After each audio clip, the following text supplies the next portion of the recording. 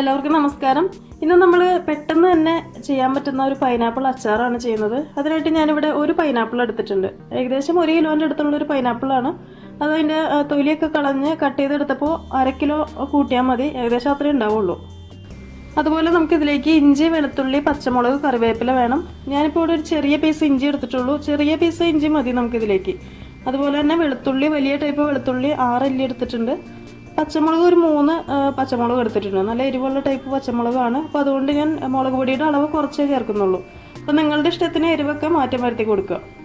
പിന്നെ നമുക്കിതിലേക്ക് കടുക്, മഞ്ഞൾപ്പൊടി, മുളക് പൊടി, വിനാഗിരി, ഉപ്പ്, പഞ്ചസാര ഇത്ര ഐറ്റംസും കൂടെ വേണം. അതിൻ്റെ അളവ് ഞാനിത് ചെയ്യുമ്പോൾ പറഞ്ഞു തരാം.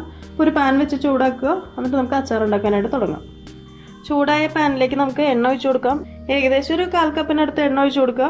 ഇതിലേക്ക് ഒഴിക്കുന്ന എണ്ണ എന്ന് പറയുമ്പോൾ നമുക്ക് വെളിച്ചെണ്ണ എടുക്കാം. അതുപോലെ തന്നെ സൺഫ്ലവർ ഓയിൽ ആയാലും കുഴപ്പമൊന്നുമില്ല കേട്ടോ. എണ്ണ ചൂടായിട്ട് വരുമ്പോൾ നമുക്കിതിലേക്ക് 1 ടീസ്പൂൺ കടുക് ചേർത്ത് കൊടുക്കാം. കടുക് പൊട്ടി വന്നിട്ടുണ്ട്. ഇതിലേക്ക് നമുക്ക് ഇഞ്ചി, വെളുത്തുള്ളി, പച്ചമുളക്, കറിവേപ്പില ഇട്ട് കൊടുക്കാം.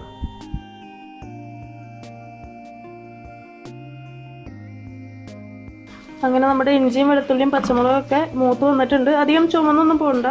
ഇനി നമുക്ക് സ്റ്റൗ ഒന്ന് തീ കുറച്ച് വെക്കാം. എന്നിട്ട് അതിലേക്ക് പൊടികൾ ചേർത്ത് കൊടുക്കാം. പൊടികൾ എന്ന് പറയുമ്പോൾ മഞ്ഞൾപ്പൊടി, മുളക് പൊടി മാത്രമേ ഉള്ളൂ. അപ്പോൾ മഞ്ഞൾപ്പൊടി 1/2 ടീസ്പൂൺ എടുത്തിട്ടുണ്ട്. അതുപോലെ തന്നെ മുളക് പൊടി 2 ടീസ്പൂൺ എടുത്തിട്ടുള്ളൂ.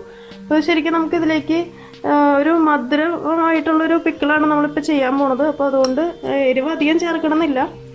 പിന്നെ ബാക്കിയൊക്കെ നിങ്ങളുടെ ഒരു ഇഷ്ടം. അതായത് എരിവ് നിങ്ങൾക്ക് കൂടുതൽ വേണമെന്നുണ്ടെങ്കിൽ കുറച്ചും കൂടെ കൂടുതൽ മുളക് പൊടി ചേർത്ത് കൊടുക്കാം കേട്ടോ. ഇനി നമ്മുടെ പൊടികളൊക്കെ ഒന്ന് മൂത്ത് വരട്ടെ. അതിനുശേഷം നമുക്ക് ഇതിലേക്ക് കുറച്ച് വെള്ളം ഒന്ന് ഒഴിച്ചു കൊടുക്കണം. അതായത് നമ്മുടെ പൈനാപ്പിൾ ഒന്ന് വെന്ത് കിട്ടാനായിട്ട്. എന്നിട്ട് നമ്മൾ പൈനാപ്പിൾ ചേർക്കണുള്ളൂ. പൊടികൾ മൂത്ത് വന്നിട്ടുണ്ട്. ഇതിലേക്ക് നമുക്ക് 1/2 കപ്പ് ചൂടുവെള്ളം ഒഴിച്ചു കൊടുക്കാം. ഞാനിപ്പോൾ ഇവിടെ എടുത്തിരിക്കുന്ന ഈ മുളക് പൊടി കാശ്മീരി ചില്ലി പൗഡറാണ് കേട്ടോ. ഇനി നമുക്ക് അച്ചാറിന് ആവശ്യത്തിനുള്ള ഉപ്പിട്ട് കൊടുക്കാം. നമ്മുടെ വെള്ളം നന്നായിട്ട് തിളച്ച് വന്നിട്ടുണ്ട്. ഇതിലേക്ക് നമുക്ക് പൈനാപ്പിൾ ചേർത്ത് കൊടുക്കാം. നമ്മൾ ഈ പൈനാപ്പിൾ എടുക്കുമ്പോൾ നല്ല പഴുത്ത പൈനാപ്പിൾ നോക്കി എടുക്കുക കേട്ടോ. നല്ല പഴുത്ത പൈനാപ്പിളാണ് ടേസ്റ്റ് കൂടുന്നത്. ഇനിയിപ്പോൾ കുറച്ച് മധുരമൊക്കെ കുറവാണെങ്കിൽ കുഴപ്പമൊന്നുമില്ല. നമുക്ക് പഞ്ചസാര വെച്ച് അഡ്ജസ്റ്റ് ചെയ്യാവുന്നേ ഉള്ളൂ. പച്ച പൈനാപ്പിൾ അല്ല നമ്മളെല്ലാം എടുക്കുന്നത്. നല്ല പഴുത്ത പൈനാപ്പിൾ നോക്കി എടുക്കുക. ഇനി അടച്ച് വെച്ചിട്ട് ഒരു 5 മിനിറ്റ് മീഡിയം ഫ്ലെയിമിൽ വെച്ചിട്ടൊന്ന് വേവിച്ചെടുക്കുക. 5 മിനിറ്റ് കഴിഞ്ഞു. നമുക്കിതൊന്ന് ഓപ്പൺ ചെയ്ത് നോക്കാം. ഇപ്പോൾ നമ്മുടെ പൈനാപ്പിൾ ഒരു 3/4 ഭാഗത്തോളം വെന്ത് വന്നിട്ടുണ്ട്. ഈ ഒരു വേവ് മതി കേട്ടോ നമുക്ക്. ശരിക്കും ഇത് വെന്തുടഞ്ഞൊന്നും പോകണ്ട. ശരിക്കും നമുക്കിത് കഴിക്കുമ്പോൾ ഒരു പൈനാപ്പിൾ കഴിക്കുന്ന ഒരു ഫീല് വരണം. ഉടഞ്ഞു പോയി കഴിഞ്ഞാൽ അതിനൊരു ടേസ്റ്റ് അത്ര കിട്ടില്ല. ഈ സമയത്ത് നിങ്ങൾ ഇതിൻ്റെ ഉപ്പും പുളിയും ടേസ്റ്റൊക്കെ ഒന്ന് നോക്കുക.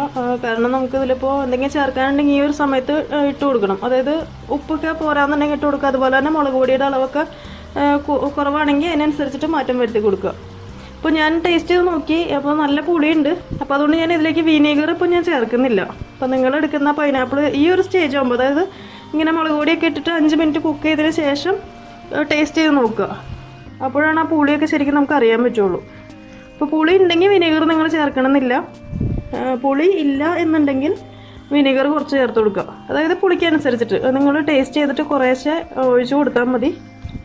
ഇതിലിനിപ്പോൾ നമുക്ക് വിനീഗറിൻ്റെ ആവശ്യമില്ല. അതുകൊണ്ട് നമുക്ക് ഇതിലേക്ക് അവസാനമായിട്ട് ചേർക്കാനുള്ള പഞ്ചസാര ചേർത്ത് കൊടുക്കാം. പഞ്ചസാരയുടെ അളവ് ഇപ്പോൾ ഞാൻ ഈ പറഞ്ഞ പോലെ തന്നെ ഇതിലിപ്പോൾ പുളിയാണ് കുറച്ച് മുന്നിട്ട് നിൽക്കുന്നത്. അതായത് ഈ എടുത്ത പൈനാപ്പിൾ കുറച്ച് പുളിയുണ്ട്. അതുകൊണ്ട് ഞാൻ ഇതിലേക്ക് 1 ടേബിൾ സ്പൂൺ പഞ്ചസാരയാണ് ചേർത്ത് കൊടുക്കുന്നത്. അപ്പോൾ നിങ്ങൾ മധുരം ഒന്ന് നോക്കുക. അതായത് നിങ്ങളെടുക്കുന്ന ഈ പൈനാപ്പിൾ മധുരം ഉണ്ടെങ്കിൽ പിന്നെ അതിനനുസരിച്ചിട്ടുള്ള പഞ്ചസാര ചേർത്ത് കൊടുത്താൽ മതി. അതായത് കുറവ് പഞ്ചസാര ചേർത്ത് കൊടുത്താൽ മതി. അതങ്ങനെ നമ്മുടെ പൈനാപ്പിൾ പിക്കിൾ റെഡി ആയിട്ടുണ്ട്. എണ്ണയ്ക്ക് നന്നായിട്ട് തെളിഞ്ഞ് വന്നിട്ടുണ്ട്. അതുപോലെ തന്നെ ടേസ്റ്റ് ചെയ്ത് ഞാൻ നോക്കി കേട്ടോ. അപ്പോൾ പുളിയും ഉപ്പും മധുരവും എരിവും എല്ലാം കറക്റ്റ് ആയിട്ടുണ്ട്. നമുക്കിനി സ്റ്റൗ ഓഫ് ചെയ്യാം. അപ്പോൾ നമ്മുടെ പൈനാപ്പിൾ അച്ചാർ കണ്ടല്ലോ. പെട്ടെന്ന് തന്നെ ഉണ്ടാക്കിയെടുക്കാൻ പറ്റില്ലേ. ചേരുവകളും വളരെ കുറവാണ്. നമുക്ക് ഓർത്തിരിക്കാൻ പറ്റുന്ന ചേരുവകൾ മാത്രമേ ഇതിൽ ചേർത്തിട്ടുള്ളൂ. ടേസ്റ്റും സൂപ്പറാണ്. പിന്നെ ഇത് നിങ്ങൾ സ്റ്റോർ ചെയ്ത് വയ്ക്കുന്ന കാര്യത്തിൽ ഒരു ദിവസമൊക്കെ നിങ്ങളത് പുറത്ത് വെച്ചോ കുഴപ്പമൊന്നുമില്ല. പിന്നെ സൂക്ഷിക്കുകയാണെങ്കിൽ ഫ്രിഡ്ജിൽ സൂക്ഷിച്ചാൽ മതി. ഫ്രിഡ്ജിലായാലും അധിക ദിവസമൊന്നും വെക്കണം എന്നില്ല. കാരണം നമ്മൾ ഈ നാരങ്ങാച്ചാറൊക്കെ ഇരിക്കുന്ന പോലൊന്നും അധിക ദിവസം ഇരിക്കില്ല. ഫ്രിഡ്ജിൽ വെച്ചാലും വേഗം എടുത്ത് തീർത്തോളുക. കാരണം ടേസ്റ്റൊക്കെ ഒരു ചേഞ്ച് ആവും. നമ്മൾ അധികം കുക്ക് ചെയ്തെടുത്തിട്ടില്ലല്ലോ. കുക്ക് ചെയ്താൽ പോലും അധികം ദിവസമൊന്നും ഇരിക്കില്ല. അപ്പോൾ നിങ്ങളിത് മസ്റ്റായിട്ടും ട്രൈ ചെയ്യാൻ നോക്കുക. നിങ്ങൾക്ക് എന്തായാലും ഇഷ്ടപ്പെടും. ട്രൈ ചെയ്യാൻ നോക്കിയിട്ട് ലൈക്കും കമൻറ്റും ഷെയറൊന്നും മറക്കണ്ട. അപ്പോൾ അടുത്ത ദിവസം കാണാം. Thanks for watching tasty spot.